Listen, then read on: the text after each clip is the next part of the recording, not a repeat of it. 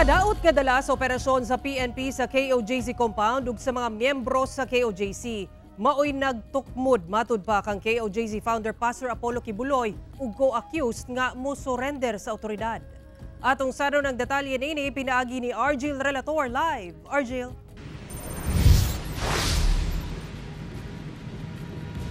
Sara gibutyag sab sa Chief Legal Counsel sa KOJC nga sa bukirong bahin matud pa sa Davao City nagtago si Pastor Apollo Kibuloy samtang ang kapulisan nagapangita kaniya sa sulod sa KOJC compound.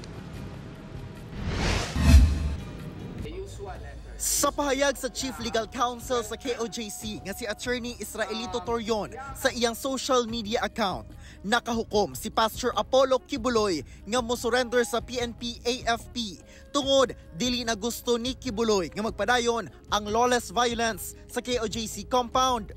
Dili sab niya makaya nga makitang mulungtad pa og daghang mga adlaw ang kalisod nga nasinati sa iyang mga ginsakpan. Naghulat lang matud pa si Pastor Kibuloy sa positibong resulta sa legal remedies nga gi-avail sa iyang mga abogado. Busa, wala siya nagpakita.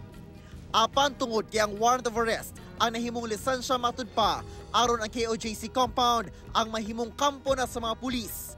Lakip ang pagpanamastamas matud pa sa sagradong KOJC Cathedral.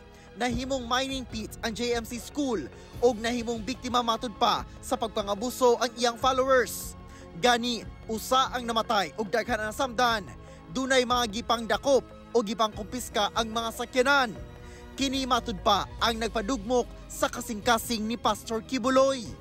Sa karon, ana sa PNP Custodial Facility sa Campo Crame sa Kauluhan si Pastor Kibuloy ug laing upat pa ka mga akusado. Sa interview sa DZBB kay Attorney Israelito Torion, gibarugan niya nga wala sila nadawat nga sama sa giingon sa PNP nga 24 oras nga ultimatum ang ilang gihatag kay Kibuloy aron nga mo surrender. Wala kaming natanggap na ultimatum po. Yan po ang version nila.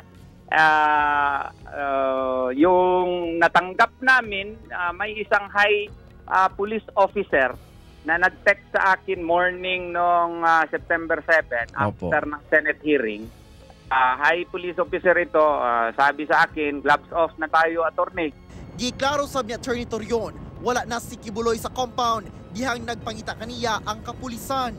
Apa ni balik aron tagbuon ang KOJC leaders o dito na sab nakahukom nga mo surrender. Around after September 7 ata nung yan po ang information na na sabi sa akin ni Pastor.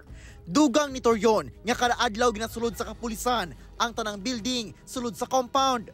Sukwahi kini sa gibutyag sa PNP nga dunay usa ka building nga ila na untang sudlon Domingo sa hapon nga sukad wala pa nila nasulod.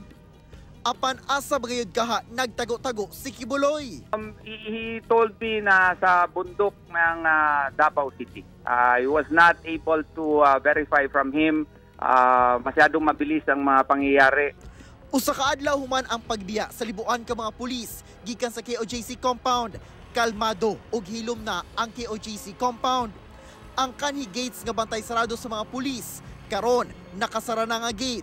Diin nabalik na ang kontrol sa mga taga KOJC. Kaganihang buntag, nagtinabangay sa pagpanghinlo ang mga sakop sa KOJC sa sulod ug gawas sa ilang compound. Labi na kadtong mga lugar nga gitambayan sa mga pulis. Wala na mihatag og pahayag atubangan sa kamera ang mga miyembro apan sumala nila malipayon sila nga wala na ang mga pulis sa ilang compound.